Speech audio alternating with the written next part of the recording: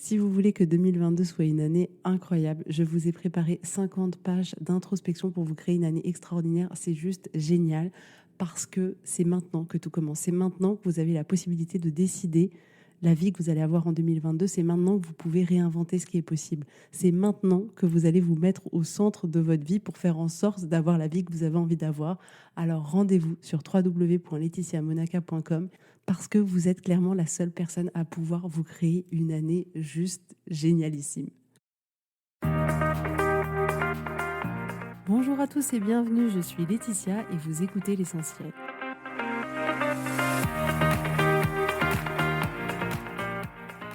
L'Essentiel est le podcast de coaching où je partage avec vous les outils et les techniques pour vous permettre d'avancer et d'avoir la vie que vous voulez. Je souhaite vraiment que ce podcast vous inspire et surtout vous encourage à passer à l'action.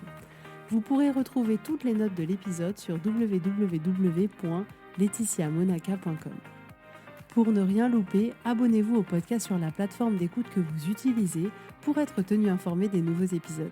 Et pour finir, si vous avez aimé ce podcast ou tout simplement que vous pensez qu'il peut aider d'autres personnes, parlez-en autour de vous, ce serait super chouette. Et laissez-moi 5 étoiles et un petit mot sympa, ça m'aidera énormément à le faire découvrir et ça fait toujours plaisir. Voilà, je vous souhaite à tous une bonne écoute.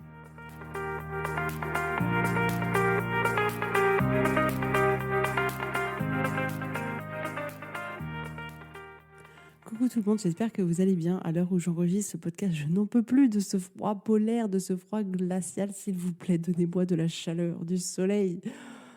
J'ai hâte qu'il fasse un peu plus doux parce que je dois bien reconnaître que l'italienne que je suis aime quand les températures sont un peu plus élevées quand même. Donc aujourd'hui, je voudrais vous apporter un outil pour vous permettre de vous libérer des tics verbaux qu'on peut avoir, qu'on répète des milliers de fois dans la journée.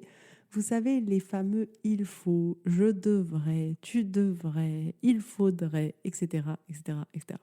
Donc j'avais fait un épisode sur devoir versus choisir qui est l'épisode numéro 13. Je vous encourage à le réécouter, il est essentiel. Essentiel pour nous tous, essentiel pour notre vie, il est vraiment essentiel. Et donc l'épisode d'aujourd'hui est lié intimement à cet épisode-là dont je vous parle, c'est-à-dire qu'il est déjà dans un premier temps important de se rendre compte que dans la vie, nous ne sommes obligés de rien et que c'est bien nous qui choisissons de faire ce que nous faisons au quotidien. Et même si les choix peuvent nous paraître des obligations, en réalité, ce n'est pas du tout le cas. En réalité, on fait certains choix que l'on choisit de faire pour ne pas avoir les conséquences qui pourrait y avoir et qui nous paraissent bien plus embêtantes que le fait de ne pas faire la chose qu'on n'a pas forcément envie de faire au départ. Si vous payez vos impôts, personne n'a envie de me dire je choisis de payer mes impôts parce qu'ils se disent s'il y avait une autre option, je ne le ferais pas. Mais en réalité, vous choisissez de payer vos impôts parce que vous ne voulez pas choisir les conséquences qu'il pourrait y avoir de ne pas les payer. De la même manière qu'on choisit d'aller travailler parce que on n'a pas envie d'avoir les conséquences que impliquerait le fait de ne pas travailler, à savoir ne pas avoir de revenus, ne pas avoir d'argent, peut-être ne pas pouvoir se loger, ne pas pouvoir faire ce qu'on a envie de faire comme activité, etc. Donc, vous choisissez le fait de pouvoir avoir accès à toutes ces choses-là. On n'est pas obligé de faire le repas le soir, mais on choisit de le faire parce qu'on a envie de manger, parce qu'on a faim, parce qu'on a envie de préparer des bons petits plats pour notre famille, parce qu'on a envie de manger des produits de qualité. Mais vraiment, écoutez cet épisode, il est hyper intéressant, c'est hyper riche et je pense que c'est toujours des bons rappels à avoir. Je parle pour moi aussi, donc n'hésitez pas à retourner, c'est l'épisode numéro 13. Donc ça, c'est d'une certaine manière la première étape, d'arriver à prendre ce recul et à reconnaître et à prendre sa responsabilité, à reconnaître qu'effectivement, nous ne sommes absolument obligés de rien du tout. Et ça, c'est la première étape, parce que c'est une prise de conscience et elle permet aussi de nous rendre compte à quel point on peut rendre notre vie plus pénible. C'est-à-dire que à partir du moment où on a l'impression qu'on subit notre journée, qu'on doit faire tout un tas de choses, ça crée un climat intérieur qui n'est pas franchement agréable. On a l'impression de subir, de toujours tout subir, de subir notre vie de famille, de subir notre vie professionnelle, de subir tout, quoi. Et ça, c'est tellement pesant. C'est tellement pesant parce que De cette place-là, on n'a plus aucun pouvoir. À partir du moment où on a l'impression que ce n'est plus un choix, qu'on ne peut plus choisir, on n'a plus aucun pouvoir. Rendez-vous compte de ça, c'est vraiment hyper important. Donc, à partir du moment où vous reprenez comme ça la responsabilité de votre vie et que vous dites effectivement, j'ai le choix de faire absolument tout ce que je veux dans ma journée et je fais certains choix pour certaines raisons et je suis OK avec ces raisons-là. Et de cette place où on n'a plus aucun pouvoir, on a l'impression de ne pas pouvoir choisir délibérément la vie qu'on a envie d'avoir. On n'a pas l'impression de pouvoir choisir les décisions qu'on va prendre, qu'on va faire, parce que on part du principe que c'est comme ça, qu'on est obligé de subir et qu'il n'y a pas de porte de sortie. Je ne veux surtout pas ça pour vous. Je veux que vous arriviez à sortir de ce schéma-là. Et en tout cas, la première étape de prise de conscience de quel poids représente tout ça dans votre vie, tout ce sentiment d'obligation, quel poids ça représente, comment ça se matérialise, comment vous vous sentez, comment vous agissez, etc., c'est essentiel. Mais ce qui est important de voir, c'est que prendre conscience est une chose, et c'est essentiel, on est d'accord, mais appliquer, mesdames et messieurs, c'en est une autre. Et c'est hyper important. On a tellement tendance, et notamment dans le développement personnel d'ailleurs, à lire des choses, à se dire « Ah, c'est génial, c'est génial, c'est génial ». C'est génial, sur le papier, c'est génial. Mais tant qu'on n'applique pas les effets géniaux qu'on aurait pu avoir si on avait appliqué. Donc appliquer, c'est hyper, hyper important. C'est la base de tout. Et donc, dans notre cas, appliquer, ce serait retirer de son vocabulaire les il faut, je dois, et par rapport aux autres, les tu dois, tu devrais, etc., qui ajoutent beaucoup d'obligations dans nos vies, beaucoup de poids, etc. Et donc, pourquoi j'ai eu envie de faire cet épisode aujourd'hui? Parce que je me suis rendu compte qu'au-delà du poids qu'on peut se mettre à nous-mêmes, on peut mettre beaucoup de poids dans la vie des autres, dans la vie des personnes qui partagent notre vie.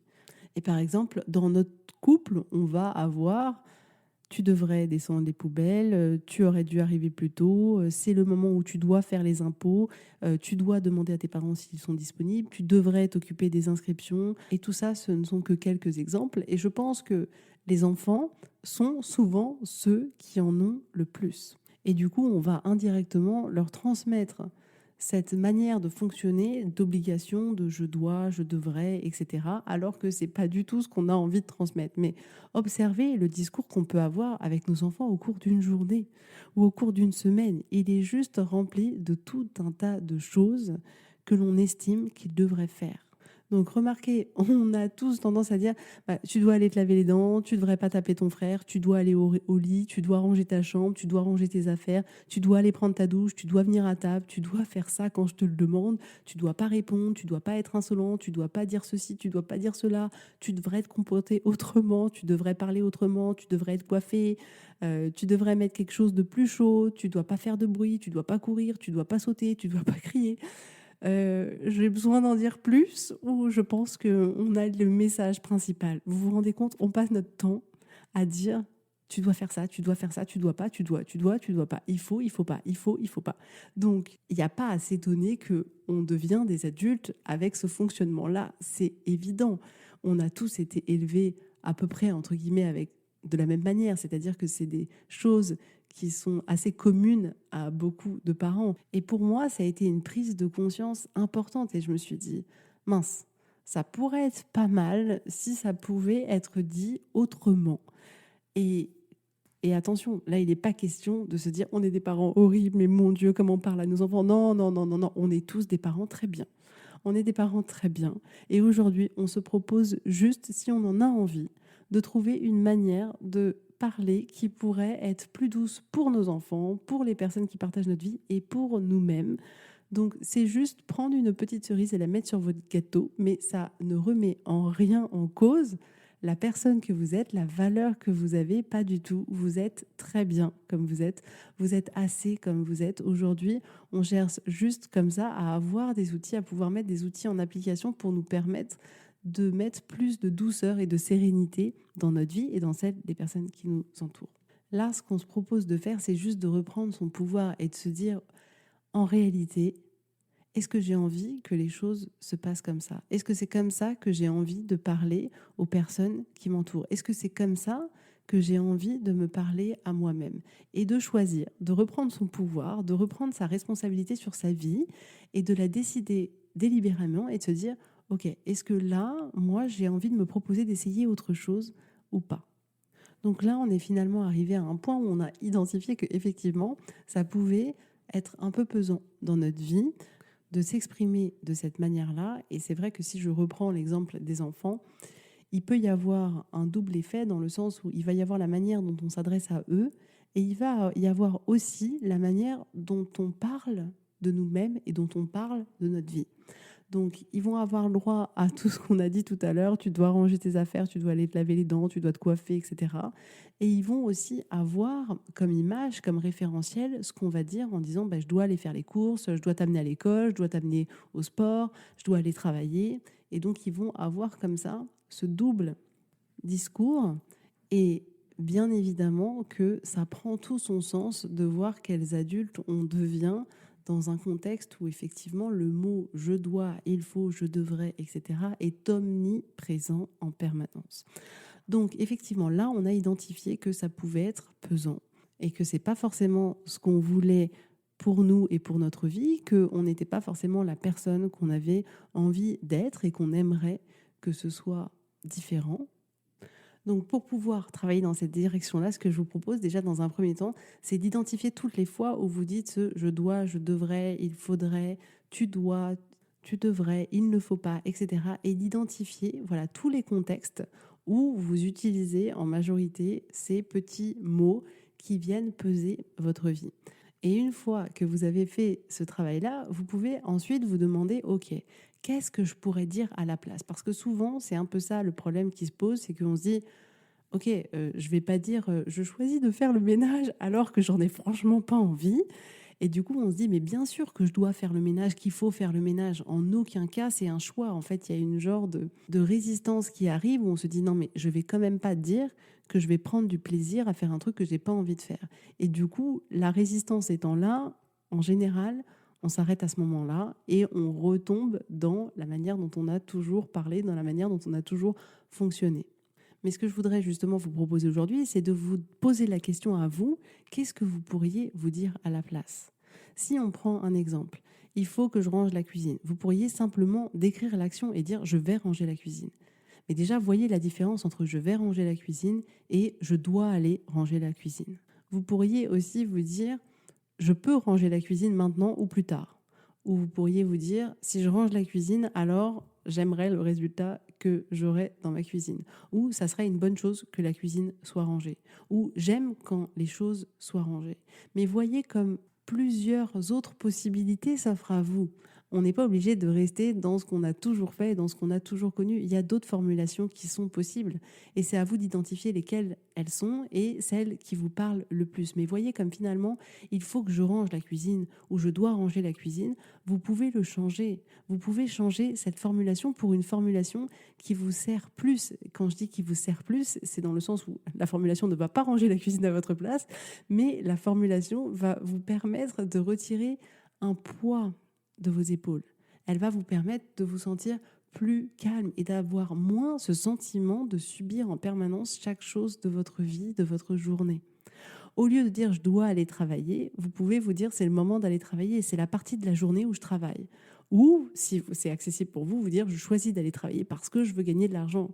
Mais parfois, le je choisis, il n'est pas forcément accessible tout de suite à tout le monde en fonction du sujet, en fonction de la thématique. Donc c'est vrai que au lieu de vous dire je choisis d'aller travailler, vous pourriez vous dire c'est le moment d'aller travailler ou c'est la partie de la journée où je travaille. Si on prend un autre exemple et que vous avez envie de faire quelque chose de positif pour vous, on a malgré tout dans ces situations l'automatisme de se dire, par exemple, je dois aller courir ou je dois aller à la salle de sport ou je dois aller faire ma séance de yoga ou ce que vous voulez comme exemple.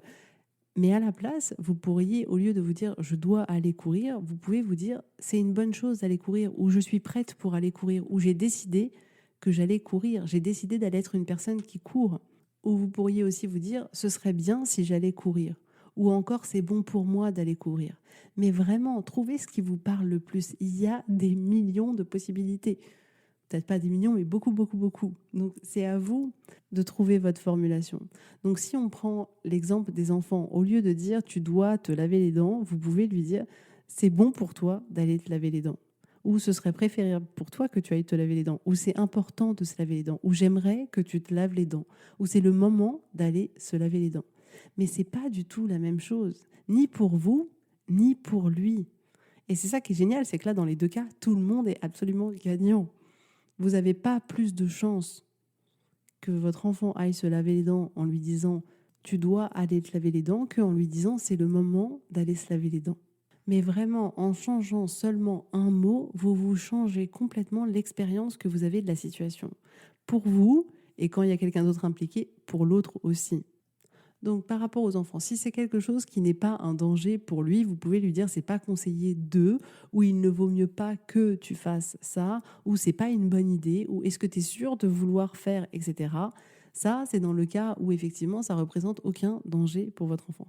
Si c'est vraiment quelque chose qui n'est pas dangereux mais qui est inacceptable pour vous, à ce moment-là, vous pourriez soit vous dire dans ces situations-là, je vais décider de dire tu dois faire ça et vous êtes OK avec ça et il n'y a pas de problème. Si vous voulez ne pas utiliser ce je dois ou tu dois, etc., à ces moments-là, vous pourriez vous dire dans cette maison, il est interdit de.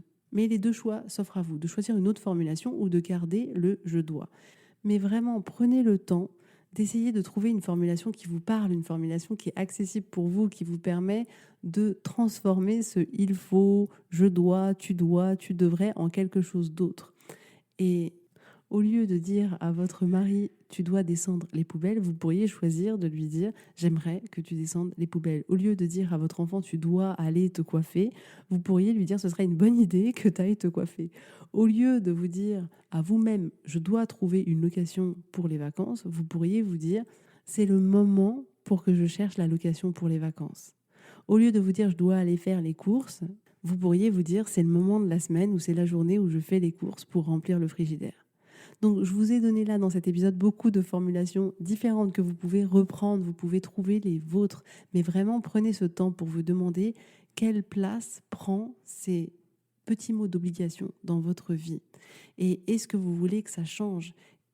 Comment serait votre vie ? Comment vous vous sentiriez si tous les jours, vous n'aviez pas ce sentiment d'obligation ? Si dans aucune de vos phrases, il y avait ce « je dois »,« il faut »,« tu dois », posez-vous la question. À quel moment j'utilise ces mots ? Est-ce que je suis OK avec ça ? À quelle place ça prend dans ma vie ? Comment je me sens quand je dis ces phrases ou quand j'entends ces phrases ? Et ensuite, c'est à vous de choisir qu'est-ce que vous voulez faire. Et une fois que vous avez décidé peut-être de vous dire c'est vrai que j'aimerais avoir un peu moins de ces mots-là dans ma vie, demandez-vous qu'est-ce que vous pourriez dire à la place ? Quelle est la formulation qui vous parle le plus ? Parce que vraiment, oubliez jamais que la qualité de vos pensées fera la qualité de votre vie.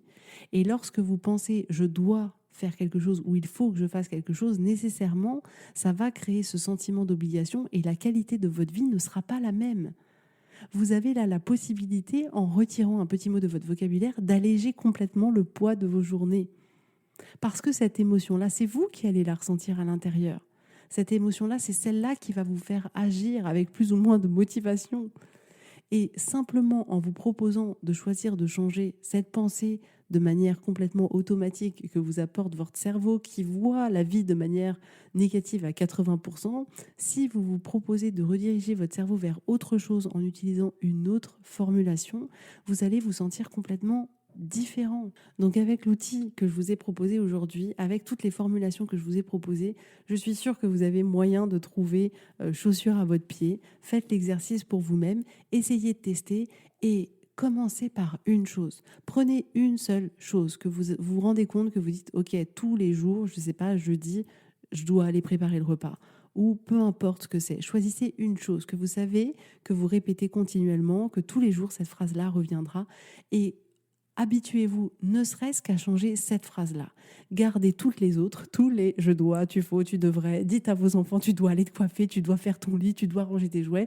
Continuez et commencez à faire ce travail-là que sur une chose.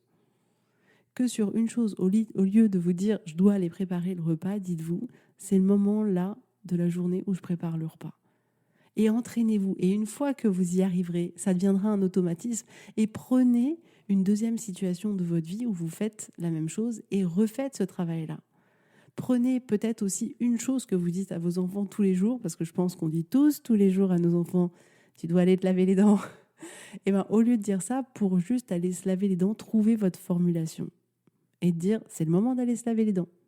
Il est bon pour toi d'aller te laver les dents. Trouvez ce que vous voulez et faites-en un jeu. Il n'y a rien de dramatique, il n'y a rien de terrible. Vous êtes des super personnes, on est tous des super êtres humains. Vous êtes très bien comme vous êtes. C'est juste un moyen de pouvoir avoir accès à d'autres émotions à l'intérieur de vous, donc ne vous privez pas. Et si vous avez d'autres formulations, envoyez-moi un petit mot pour me dire. Je suis sûre que vous allez trouver des formulations auxquelles je n'ai pas du tout pensé. Donc voilà, j'espère que ça va vous permettre de retirer plus facilement ces petits mots dans votre quotidien, dans mon quotidien, dans le quotidien de tout le monde, pour pouvoir alléger votre vie et votre vie intérieure. Parce que vraiment, c'est essentiel. Toute la qualité de notre vie, c'est ce qui se passe à l'intérieur de nous. C'est ça qui est essentiel et qui est formidable dans le coaching.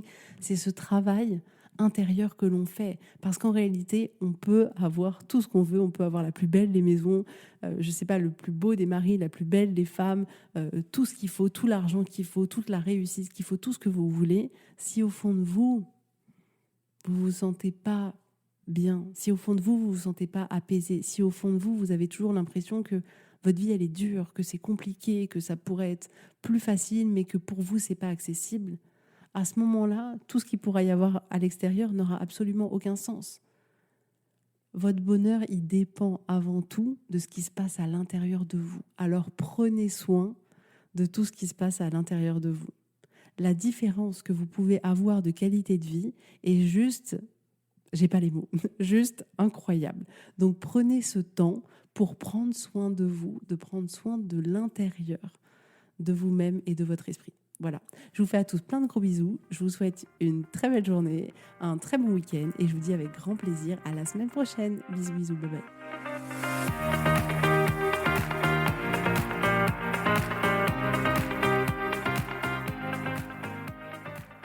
Si vous voulez mettre en application ces outils dans votre vie, sachez que j'accompagne des femmes qui souhaitent reprendre le contrôle de leur vie et enfin avoir des changements incroyables. Donc si vous aussi, vous voulez que votre vie change, contactez-moi sur www.laetitiamonaca.com/contact. Je serai ravie de travailler avec vous et de vous accompagner. Vous allez voir, ça va vraiment tout changer.